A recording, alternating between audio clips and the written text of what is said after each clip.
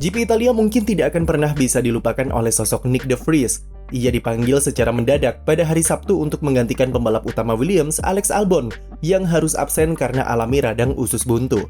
Hanya mengemudikan mobil Williams selama 1 jam di sesi FP3, de Vries bisa beradaptasi dengan cepat dan langsung tembus ke sesi Q2 saat kualifikasi. Performa Williams memang sudah diprediksi bisa tampil kencang di Monza karena karakteristik sirkuit yang cocok dengan mobil mereka. Konfigurasi low downforce membuat FW44 jadi mobil tercepat di lurusan Monza, dan itu sangat membantu Nyck de Vries saat balapan. Meski ia beberapa kali membuat kesalahan saat mengerem di tikungan pertama, tapi secara keseluruhan pembalap Belanda ini mampu memanajemen balapannya dengan bersih. Hasilnya, de Vries berhasil finish di posisi 9 dan langsung raih poin pada balapan debutnya. Ia sempat dipanggil dan diberi peringatan oleh Reece Stewart setelah finish karena mengemudikan mobilnya terlalu agresif saat periode safety car. Tapi itu tidak menutupi performa de Vries yang sangat impresif sepanjang akhir pekan kemarin. Satu hal yang jadi perhatian di balik penampilan apiknya di Monza adalah peluang de Vries untuk bergabung ke Williams musim depan. Kontrak Nicolas Latifi diyakini tidak akan diperpanjang karena performa buruk yang tidak kunjung ada peningkatan. Musim lalu, Williams masih mau untuk mempertahankan pembalap Kanada ini. Selain karena uang, performa Latifi tahun kemarin memang ada peningkatan dengan raihan poin di Hungaria serta Spa. Tapi musim ini, ia benar-benar kesulitan dan tidak ada perkembangan sama sekali. Latifi menjadi pembalap paling konsisten selama musim 2022 berjalan. Konsisten di papan bawah maksudnya. Walaupun statistik buruknya itu dapat dipahami karena memang mobil Williams yang tidak bagus-bagus amat. Tapi dengan Alex Albon yang mampu bersaing tipis-tipis di papan tengah dan beberapa kali meraih poin, serta penampilan memukau Nyck de Vries kemarin, membuktikan jika performa Nicolas Latifi tidak tertolong lagi dan mau tidak mau, Williams harus mencari pengganti jika ingin step up musim depan. Ibarat kata, Latifi merupakan bottleneck bagi Williams karena mereka sebenarnya punya potensi yang bagus untuk bersaing di papan tengah jika mempunyai pembalap yang tepat. Namun nyatanya bukan perkara mudah untuk mencari siapa rekan setim Alex Albon musim depan. Meski de Vries terlihat menjanjikan dan Josh Capito sudah mengutarakan ketertarikannya dengan pembalap 27 tahun tersebut, tapi tidak ada jaminan kalau dia bisa bergabung ke Williams untuk 2023 nanti. Melansir dari laporan di situs The Race, Williams akan bersaing dengan Alpine yang juga tertarik dengan pembalap juara dunia Formula E itu. Alpine seperti yang kita tahu sedang berburu pembalap baru untuk jadi rekan setim Esteban Ocon musim depan setelah ditinggal Fernando Alonso dan kehilangan Oscar Piastri. Pierre Gasly meski diyakini sudah mencapai kesepakatan dengan Alpine, tapi semua tergantung apakah Red Bull sudah menemukan penggantinya di AlphaTauri atau belum. Apalagi dengan situasi Colton Herta yang kemungkinan besar permohonan super license-nya ditolak FIA dan juara F2 musim ini Filip Drugovich yang gabung ke program Aston Martin, maka Gasly sepertinya tidak akan dilepas oleh Red Bull. Opsi Alpine untuk musim depan tentu semakin menipis dan mereka mulai mencari beberapa pembalap alternatif untuk diuji coba. Salah satunya adalah Nyck de Vries yang dijadwalkan akan mengikuti tes private bersama Alpine di Hongaria bulan ini untuk mengevaluasi kemampuannya dan akan jadi bahan pertimbangan untuk merekrutnya.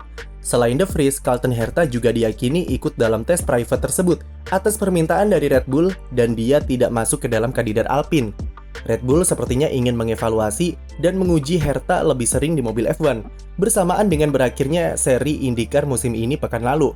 Nantinya, Herta akan diberi kesempatan lebih banyak dan akan turun di sesi latihan bebas pertama yang akan sedikit menambah poin super license-nya.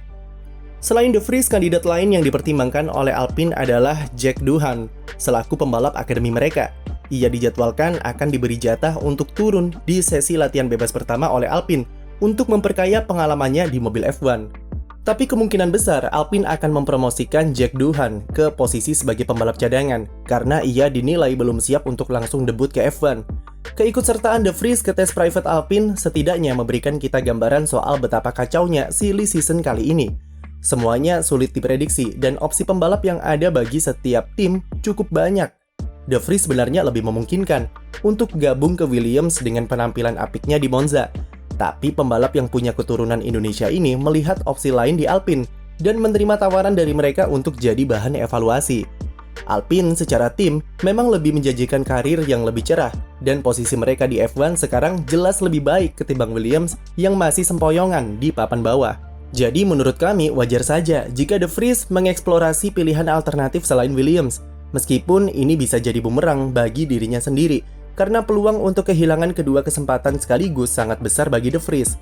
Juara F2 tahun 2019 ini tentu harus menunggu kepastian dari Alpine jika memang dia mempertimbangkannya.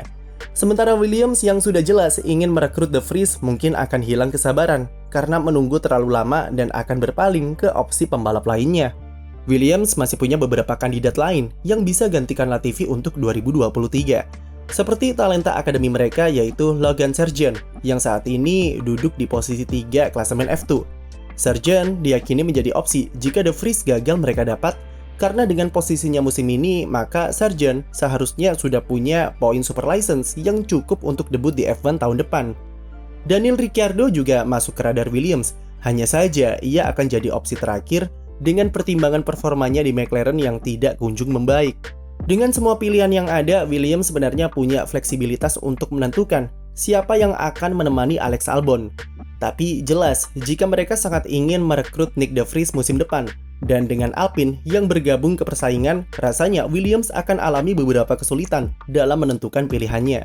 De Vries sendiri juga harus memilih dengan cepat, mau menunggu kepastian dari Alpine atau memilih Williams yang sudah jelas menginginkannya. Sementara itu, update dari tim lain, ada Haas yang segera memastikan masa depan Mick Schumacher di timnya bersama Ferrari. Walaupun berdasarkan laporan dari jurnalis senior di F1, yaitu Adam Cooper, keduanya akan berpisah akhir musim ini. Satu nama yang kemarin muncul ke dalam kandidat pembalap Haas musim 2023 adalah Nico Hülkenberg. Pembalap Jerman ini sekarang berstatus sebagai pembalap cadangan di Aston Martin. Dan dengan adanya Filipe Drugovich yang datang mengambil peran tersebut, maka Hülkenberg akan mencari opsi ke tim lain supaya tidak menganggur musim depan. Lalu kemudian muncullah gosip juga Hülkenberg menjadi kandidat kuat dan bersaing dengan nama-nama seperti Antonio Giovinazzi serta Daniel Ricciardo untuk jadi pembalap Haas. Günther Steiner sendiri mengatakan kalau semua pembalap yang punya super license masuk ke dalam pertimbangannya musim depan. Semakin menarik saja bursa transfer kali ini. Dengan banyaknya pilihan pembalap yang ada dan ada 3 kursi yang tersisa, sepertinya akan ada banyak kejutan sampai detik terakhir nanti. Sekian video dari kami, jangan lupa beri like dan subscribe untuk konten F1 lainnya.